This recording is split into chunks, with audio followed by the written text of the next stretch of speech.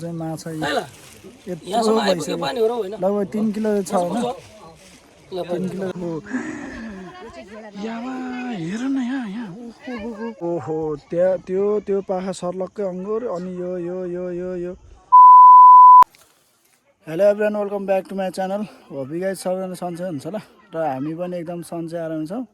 अनि म चाहिँ आज हिजो बेलुका रिसिङमा बसेर आज बिहानै उठ्ने बित्तिकै हिँडेँ घर आएर खानासाना खाएर अनि यसो केटाहरूतिर गएको एक ठाउँमा जाम भनिहाल्यो कहाँ जाम भनेको त ए बाबा यता पछाडि त पुरै अङ्गुरै अङ्गुर कालो अङ्गुर आमा अङ्गुर कति धेरै है।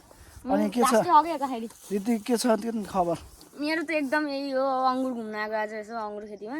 अङ्गुर चाहिँ धर रहेछ तर यो चाहिँ ठ्याक्क अङ्गुर खेती चाहिँ यो भएको चाहिँ ठ्याक्क कहाँनिर हो भने घिरिङ गाउँपालिका 4 गलकोट भन्ने ठाउँमा हो। तर थाहै थिएन हामीलाई यस्तो छ भनेर, मलाई थाहै थिएन। यसो हेर्न आएको त यस्तो अङ्गुरको पुरै खेती रहेछ। म तपाईँहरूलाई एकछिन देखाइदिन्छु अङ्गुर अब कसरी चोरेर खानुपर्छ भन्ने कुरो। अङ्गुरको खेतीमै आएपछि त अङ्गुरले देख्दै देख्दै अगाइरह हो। भर्खरै आइपुग्ने बित्तिकै यसो हेरेको त हेर्नु लाइन छ मेरो पछाडि पनि, अगाडि सब देखाइदिन्छु तपाईँहरूलाई। अङ्गुरको खेती त यहाँ धेरै मान्छेहरू चाहिँ आएको छ भन्ने चाहिँ सुनेको थिएँ, म चाहिँ आएको थिइनँ। तर यसो आइदिउँ न त भनेर आइदिएको त आफ्नै गाउँठाउँमा यस्तो विकास भइसकेको छ थाहै छैन हामीलाई कस्तो छ र। मिठो रहेछ एउटा अङ्गुर दामी। यहाँ चाहिँ यो कालोवाला छ अङ्गुर अनि उता चाहिँ ओहो खेती यामा अङ्गुर हेर्नु न, अङ्गुरको खेती हेर्नु न, अङ्गुरको खेती ए वहाँदेखि ए आमा जग्गामा त ओखो यो कसको भाडामा दिएको हो कि यो किनेको होला है यो जग्गा है। ओखो यस्तो आनन्दको ठाउँ रहेछ यहाँ त। अङ्गुर खान बेसरी मन पऱ्यो भने यसो अङ्गुर देख्दै अगाउँछ होला हो। यहाँ त यस्तो छ आमा अङ्गुर त के साह्रो हो यस्तो ब्ल्याक अङ्गुर ब्ल्याक यहाँमा कस्तरी फलेको है पुरै झुप्पा छ हेर्नु न। ओखो थरीको भन्छु कि यहाँ यो अझै थरी पनि छ। कालो मात्रै होइन कि तन्नी हो। कालो र उस्तो देखेको छु मैले होइन। यो त फर्स्ट टाइम यहाँमा यस्तो यहाँ हो हाई बारे लास्टै गर्मी भयो रे। अङ्गुर खान मन लाग्यो रे। यसो च्याप्प टिपेर झप्प खाँदाखेरि मजै छुट्टै छ अङ्गुर खाएको। अर्गानिक यस्तो के अरे उसमा आएर त अहिलेसम्म खाएको थिएन। ए बाफ्रे अङ्गुर ओ माई गड कसरी खाऊँ हो यसलाई लो यस्तो अङ्गुर नि हामीले छोड्नुहुन्छ र जति खायो भने पेटै अगाएन। यहाँ हुन त अगाइसक्यो अङ्गुर देख्दै ओखो के साह्रो हो नि अङ्गुर ओहो हल्का गेडा रहेछ यो अलि उसमै रहेछ क्या। यो चाहिँ गेडा खाल्यो अरे अर्को गेडा नभएको नि छ अरे ए उ त यो भनेको आफ्नै गाउँठाउँमा अर्ग्यानिक यहाँ चाहिँ ल आफ्नो गाउँको मान्छेले चाहिँ होइन अरू गाउँठाउँ धादिङको मान्छे भन्ने सुनेको थियो कि यहाँ आएको अहिले राम्रोसँग बुझौँ ल। अनि खोलाको नजिकमा यताबाट जानु उतातिर लपक्कै छ है गाइज। कति हो लगभग यो घिरिङ गाउँपालिकाको यो लगभग लास्टै पर्छ यो 4 नम्बर। यो उता चाहिँ रिसिङ नै होला, रिसिङ गाउँपालिका उता डाँडाको अङ्गुर त अब यसरी ट्याप टिप्दै खान्छु। खै केमिकल हालेको छैन। हालेको भने त फेरि बिरामी चाहिँ बनाउनु पर्दैन त्यही हो। ए हुन त यत्रो फारम छ यति ठुलो छ कि यो यत्रो ठुलो मान्छेले हेरेर पनि भ्याउँदैन। कि त गाड्नै राखिदिनु पऱ्यो, त्यो गाड्दाखेरि सक्दिनै छैन। अब एकजना मान्छे त देखाउनै पऱ्यो, फेरि मेरो भ्लगमा एकजना त्यो मान्छे नदेखाए भाइरलै हुँदैन, फेरि भ्लग पनि भ्युज जाँदैन। त्यस्तो मान्छेको अब स्वागत गर्दैछु म हाम्रो यस घिरिङ गाउँपालिका 4 मानपुरको के भन्छ तँलाई, के भन्छ, नेता नेता नेता अलराउन्डर पत्रकार ड्राइभर राइडर सब हो यो। ल स्वागत छ तपाईँलाई महाजन सर। यो अङ्गुरको विषयमा केही भन्नुहुन्छ? धन्यवाद। यो त अङ्गुर नै हो, वाइन बनाउने अङ्गुर हो यो, अङ्गुर नै हो यो। यो चाहिँ घिरे अङ्गुर नै हो यो। अनि यो खास कहिलेदेखि बनाएको यो? यो सोधौँ है अहिले है, सोधौँ। तँलाई थाहा होइन? आएन, म पहिलाचोटि आइरहेको छु। अनि त्यही यार अलिकति पत्रकार अलिकति नेता सेतालाई सब थाहा हुन्छ भने तँलाई थाहा हुन्न र यार। थाहा ओखो त्यो छ नि, ओखो त्यो सबै ओहो सरर अङ्गुरै अङ्गुरको सहर, अङ्गुरै अङ्गुरको गोदाम। खो यामा हेर न यहाँ ओहो। अनि बोल्न त के हो र? बोल्दैन के?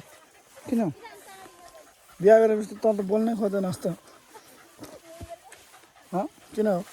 नटिपे भए गाली गर्छ। ए बा मलाई त्यही केटी मन पर्यो, त्यही केटी मन पर्यो। पागल यस्तोलाई भन्छ।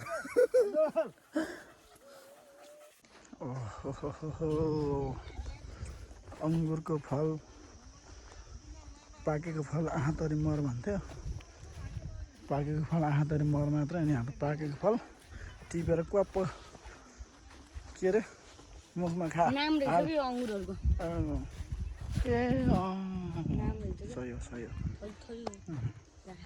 ए यहाँ त आँखाले नभ्याउने गरेर छ यहाँ त अङ्गुर।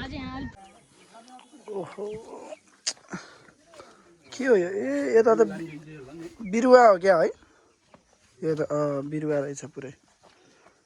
यहाँ चाहिँ अङ्गुरको बिरुवा रहेछ।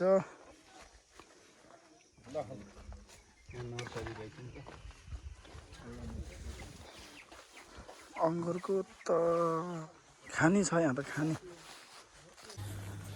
ए झोलामा 1 केजी अङ्गुर लिएर हिँडियो होइन। अब यहाँ कति 21 थरी कति थरी छ भन्थ्यो अङ्गुर यहाँ। ओखो अङ्गुर त थरी थरीको रहेछ क्या छन नि है। गेडा खायो, गेडा नभएको फेरि ए गेडा भएको चाहिँ उस गर्ने अरे क्या। यो चाहिँ वाइन रहेछ कालो। त्यही वाइनै खाने भनेर आएको कि म। वाइन पनि पाइने रहेछ, तर अहिले चाहिँ ठ्याक्कै सकिएको बेला परेछ क्या हाम्रो।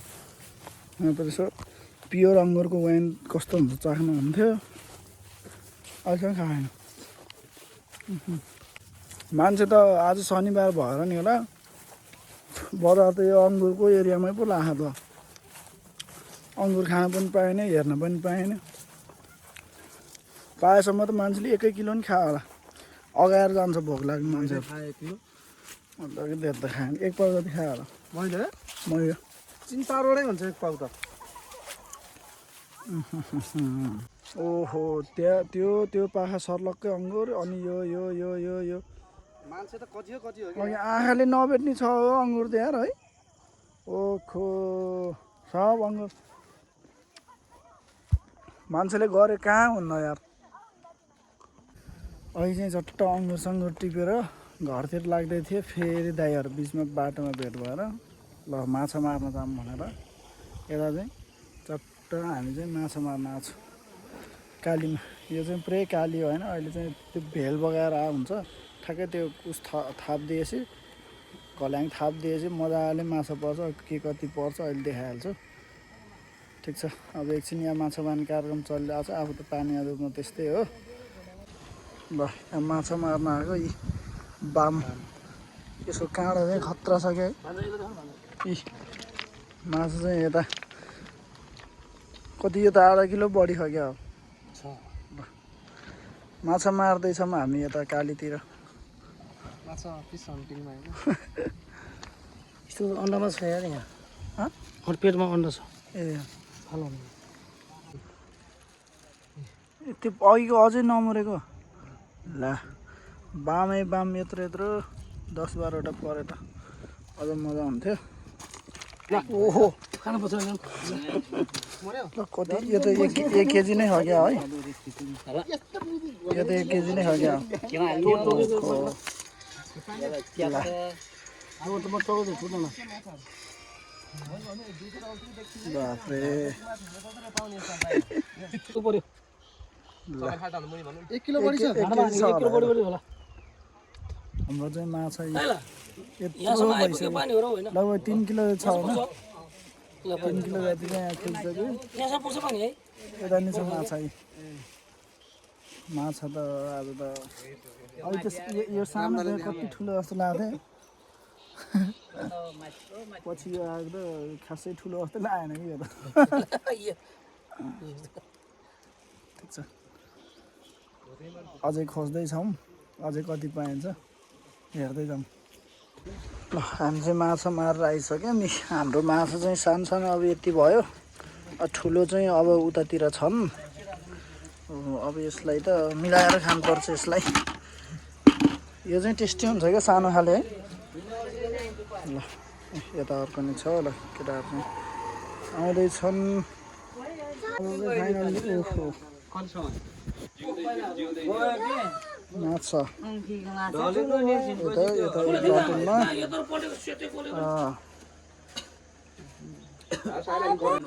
यहाँ चाहिँ हाम्रो भाग लाउँदैछ। माछा त खतरा देखेको, कतिको टेस्ट छ। अब म चाहिँ अहिले ठ्याक्कै घर आइपुगेर चट्ट फ्रेस भएर अनि यहाँ चाहिँ माछा ल्याएर नि माछा चाहिँ यहाँ बाबाले पकाइसक्नु भयो। यहाँ चाहिँ माछा अब खानेवाला छौँ।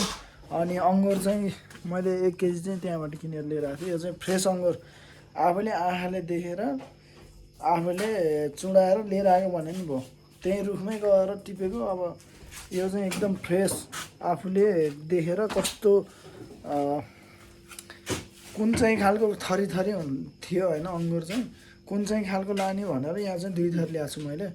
अब हामी चाहिँ अब खाना खान्छौँ अनि त्यसपछि बिस्तारै अब शरीर नि अब दिनभरि घाममा बसेको माछा मार्न जाँदाखेरि अब माछा त आफूले मार्न सकिन्न, यसो दाइहरूले मार्नु भएको। अब अनि भागमा चाहिँ अलिकति 7 जनाले 1 पाउ जति परेको होला भागमा।